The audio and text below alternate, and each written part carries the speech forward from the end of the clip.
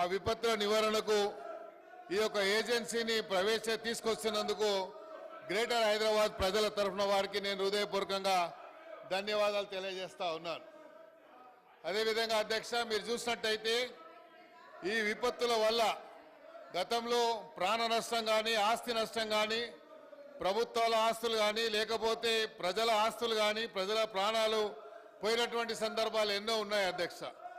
ఇవన్నీ దృష్టిలో ఉంచుకొని ముఖ్యమంత్రి గారు హైడ్రా అనేటువంటి ఒక సంస్థను తీసుకొచ్చి ఈ హైదరాబాద్ సిటీని అభివృద్ధి చేయాలి, హైదరాబాద్లో విపత్తులు వస్తే ఆ విపత్తులని సమగ్రంగా ఎదుర్కోవడానికి ఇలాంటి ఏజెన్సీని తీసుకొచ్చినందుకు ముఖ్యమంత్రి గారికి గ్రేటర్ హైదరాబాద్ ప్రజల తరఫున వారికి నేను ధన్యవాదాలు తెలియజేస్తా ఉన్నా అధ్యక్ష. అదేవిధంగా గ్రేటర్ హైదరాబాద్కు సంబంధించి హైదరాబాద్ సిటీని అభివృద్ధి చేయడానికి ముఖ్యమంత్రి గారు మొన్న ఫైనాన్స్ మినిస్టర్ గారు ప్రవేశపెట్టినటువంటి బడ్జెట్లో 10,000 కోట్ల రూపాయలని హైదరాబాద్ సిటీకి కేటాయించినందుకు కూడా నేను గౌరవ ముఖ్యమంత్రి గారికి హృదయపూర్వకంగా ధన్యవాదాలు తెలియజేస్తా ఉన్నా అధ్యక్ష. ఈరోజు ఒకసారి మీరు చూసినట్టయితే అధ్యక్ష, హైదరాబాద్లో జరిగినటువంటి విపత్తులు కానీ, ఇది హైదరాబాద్కు సంబంధించినటువంటి గతంలో కేటీఆర్ గారు ఎస్ఎన్డిపి ఊసుకోపోయి మా బయట కూడా తిరగని కొడుకా మేములని ఏమనుకుంటున్నారా మీరు? ఈ అమ్మ తోలు తీస్తా కొడుక ఒక్కొక్కంది, తోలు తీస్తా ఒక్కొక్కంది చెప్తున్నా, తోలు తీస్తా ఏమరే బయట కూడా తిరగని అని చెప్తున్నా నేను. రారా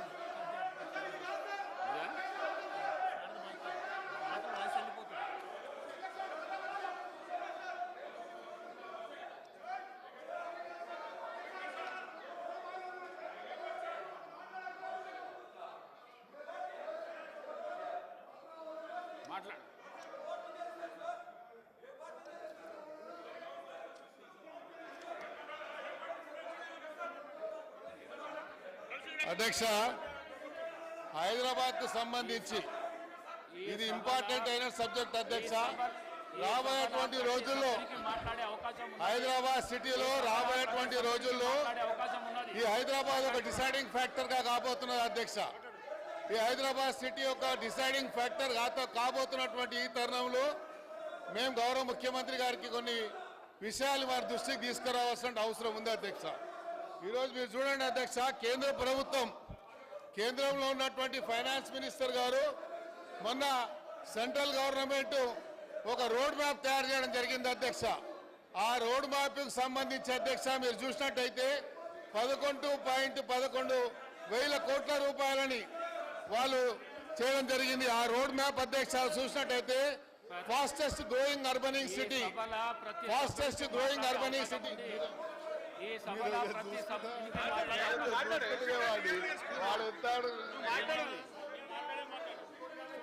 అధ్యక్ష. మీరు చూసినట్టయితే కేంద్ర ప్రభుత్వము ఈ రాష్ట్రం మీద ఎంత వివక్ష చూపిస్తుందని చెప్పడానికి నేను ఒక విషయాన్ని మీకు చూపిస్తా అధ్యక్ష.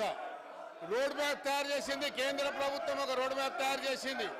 ఈ రోడ్ మ్యాప్ చూసినట్టయితే అధ్యక్ష 11.11 కోట్ల రూపాయలని ఫాస్టెస్ట్ గ్రోయింగ్ అర్బనైజ్ సిటీకి వాళ్ళు కేటాయించారు అధ్యక్ష. దీంట్లో మీరు చూసినట్టయితే అధ్యక్ష హైదరాబాద్ సిటీ, హైదరాబాద్ మీరు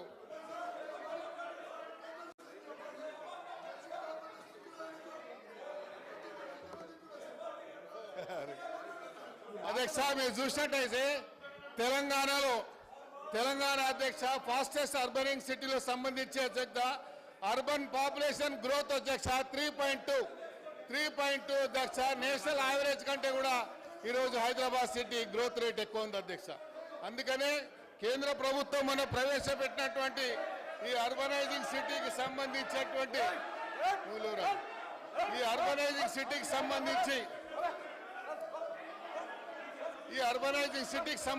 కేంద్ర ప్రభుత్వము ప్రవేశపెట్టినటువంటి బడ్జెట్లో కూడా హైదరాబాద్ సిటీని కూడా సవతి తల్లి ప్రేమ చూపించిందని చెప్పడానికి ఇది కూడా ఒక నిదర్శనం అధ్యక్ష. మీరు చూసినట్టయితే అధ్యక్ష అధ్యక్ష మీరు చూసినట్టయితే మొన్న కేంద్ర ప్రభుత్వం 2024-25 ఇయర్స్ కు సంబంధించినటువంటి allocation of the net proceeding of the union tax సంబంధించి allotment based on the 15th finance commission అధ్యక్ష రికమెండేషన్ ఒకటి ఇచ్చింది. ఆ 15th ఫైనాన్స్ కమిషన్ రికమెండేషన్లో కూడా ఈ హైదరాబాద్ సిటీకి సంబంధించి కూడా ఎక్కడ ఒక్క రూపాయి కూడా కేటాయించలేదు అధ్యక్ష. కాబట్టి మేము గౌరవ ముఖ్యమంత్రి గారిని కోరుతా ఉన్నాం, ఈరోజు హైదరాబాద్ సిటీలో ఉన్నటువంటి ప్రధానమైనటువంటి సమస్యలు అధ్యక్ష, ఈ హైదరాబాద్ సిటీకి సంబంధించినటువంటి సమస్యల మీద చెప్పాల్సినటువంటి బాధ్యత మాకుంది. హైదరాబాద్లో అధ్యక్ష ఈరోజు రాబోయేటువంటి రోజుల్లో కేంద్ర ప్రభుత్వం ద్వారా ఏదైతే మ్యాండేటరీగా డీలిమిటేషన్ ప్రాసెస్ జరిగేటువంటి ప్రక్రియలో భాగంగా హైదరాబాద్ సిటీ ఒక డిసైడింగ్ ఫ్యాక్టర్ కాబోతుంది అధ్యక్ష. కాబట్టి హైదరాబాద్లో ఉన్నటువంటి కొన్ని ఇష్యూస్ని మేము మీ దృష్టికి తీసుకురావాలని ప్రయత్నం.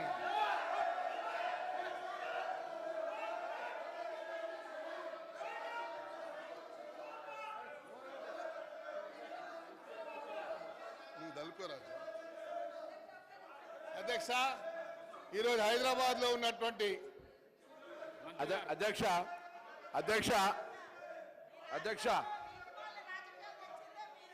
మనం శాసనసభకు సంబంధించిన రూల్ బుక్లో కూడా ముందు మాటగా రాసుకున్నాం. ఇది కూడా ఉమ్మడి ఆంధ్రప్రదేశ్లో లేకపోతే బయట దేశాలకు తెచ్చుకున్నది కాదు అధ్యక్ష. ఈ ముందు మాటలో రాసుకున్న దాని ప్రకారంగా మనం తెలంగాణ రాష్ట్రం భారత యూనియన్లో 29వ రాష్ట్రంగా 2014 జూన్ 2వ తేదీన ఆవిర్భవించింది.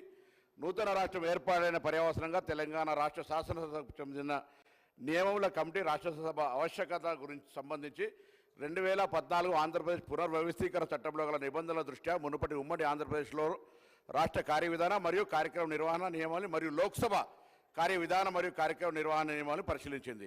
పలుమార్లు సంప్రదింపులు జరిపిన తర్వాత మార్చి 18, 2015 నాడు కొత్తగా దీన్ని బుక్లో అమలులోకి తీసుకొచ్చారు అధ్యక్ష. దీనిలో భాగంగా 316 పేజీ నెంబర్ 128లో చెప్పినట్టుగా సభలో మాట్లాడినప్పుడు నిశ్శబ్దంగా ఉండాలి, లేకపోతే కార్యకలాపం ఆడించగలిగించదు, హేళన ధనులు చేయరాదు అధ్యక్ష. ఇక్కడ అటువంటి పరిస్థితి కలుగుతూ ఉంటుంటే నేను పొద్దున కూడా మీకు చెప్పిన అధ్యక్ష, ఒక గౌరవ శాసనసభ్యురాలు మంత్రికి సంబంధించినటువంటి వీడియో మార్ఫింగ్ చేసినప్పుడు మీరు కేసు పెడతారు.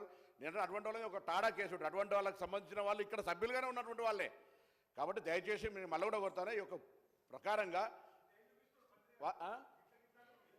ఆ బెదిరించి చంపుతామనేటువంటి విధంగా బయటికి రమ్మనే విధంగా అందులో ఉన్నటువంటి గౌరవ శాసనసభ్యులు అక్కడ మాట్లాడుతున్న వాళ్ళు పార్టీని మారినటువంటి వాళ్ళే, ఒక పార్టీ నుంచి ఒక పార్టీ నుంచి కోవర్ట్ అయినటువంటి వాళ్ళే కదా అధ్యక్ష. ఇది కొత్తగా వాళ్ళేదో ఇలా పెద్ద సత్య హరిశ్చంద్రునికి సచ్చీలుగా మాట్లాడితే ఎట్లా అధ్యక్ష? మేము చట్టంలో ఉన్న దాని ప్రకారంగా వాళ్ళు బాధ్యత నిర్వహించాలి. మిమ్మల్ని కూడా కోరుతున్నారు అధ్యక్ష. వాళ్ళు అట్లా మాట్లాడుతూ ఉంటుంటే బూతులు తిరుగుతూ ఉంటుంటే సభ్యులకు సంబంధించినటువంటి హెచ్చరికలు చేసే విధంగా బయటికి రమ్మని చూసుకుందాం అంటుంటే శాసనసభకు సంబంధించి అటువంటి వాళ్ళు మొదటి సభ, ఇది 3వ సభ, మొదటి సభ నుంచి కూడా అదేవిధంగా వ్యక్తులకు సంబంధించి టార్గెట్ చేసి లేదా వ్యవస్థకు సంబంధించిన అవమానకర పరిస్థితులలో ఇది మంచిది కాదు అధ్యక్ష.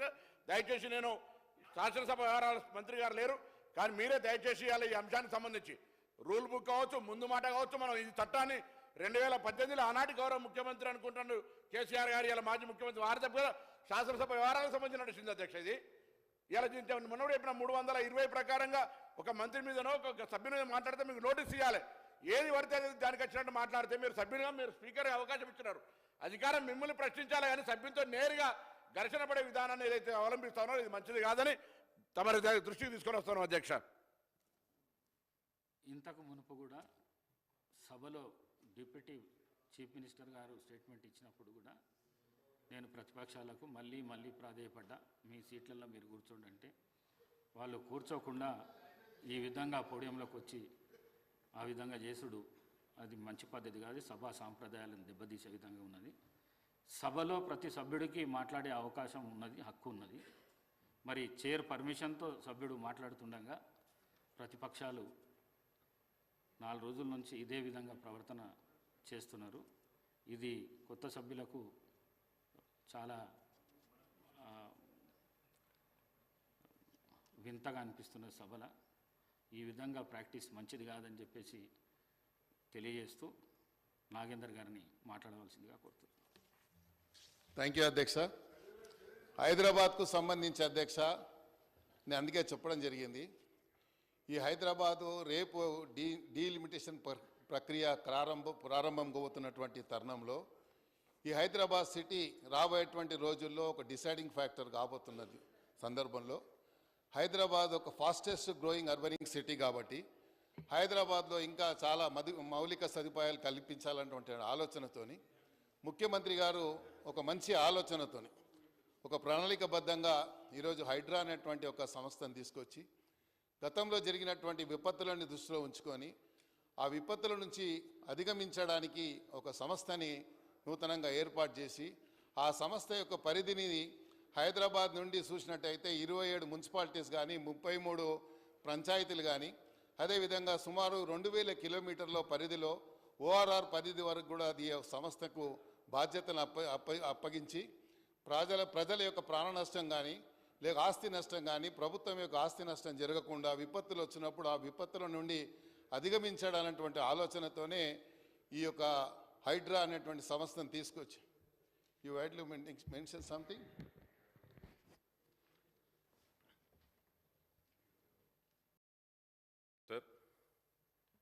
Sir I was in my room.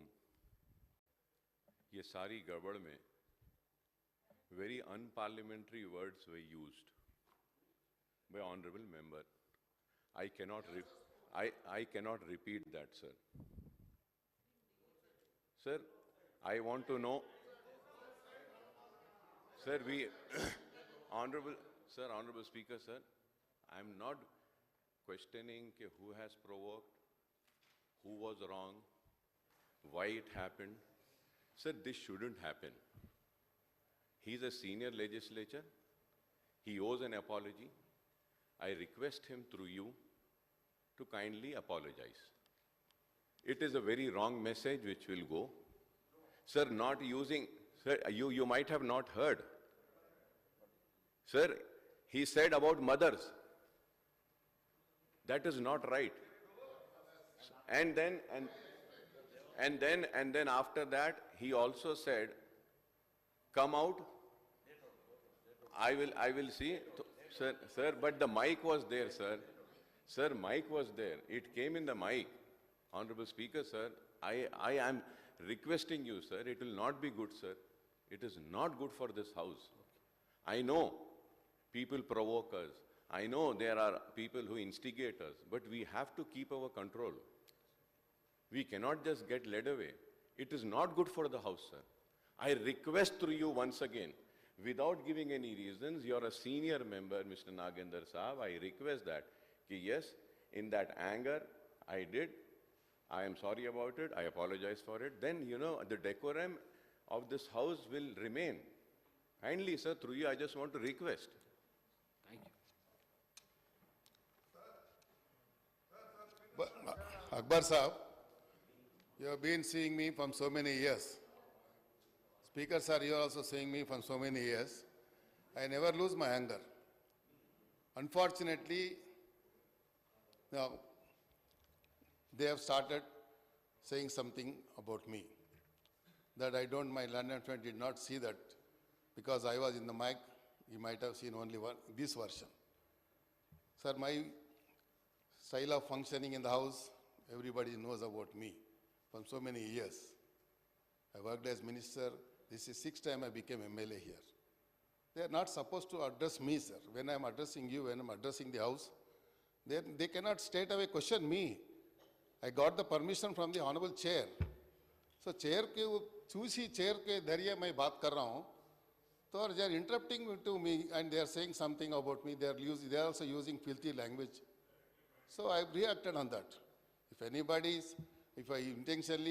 If you feel or anybody feel that it hurt anybody's sentiment, I express my regrets for that, sir.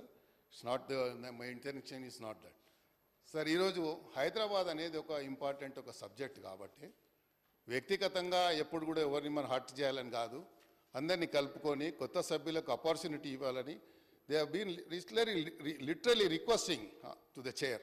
ఎందుకంటే వాళ్ళకి ఆపర్చునిటీ వస్తే అలా అన్పార్లమెంటరీ వర్డ్స్ వాడి that is not unparliamentary sir. అమ్మ అనేది హైదరాబాద్ లో అది వాడి ఉంటే రికార్డులను పరిశీలించి తొలగి హైదరాబాద్ కా లాంగ్వేజ్ నీ అమ్మ మా అమ్మ బోల్.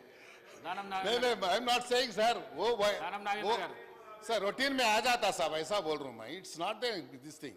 Nagendra garu okay okay I already express my regrets Akbar भाई छोड़ दीजिए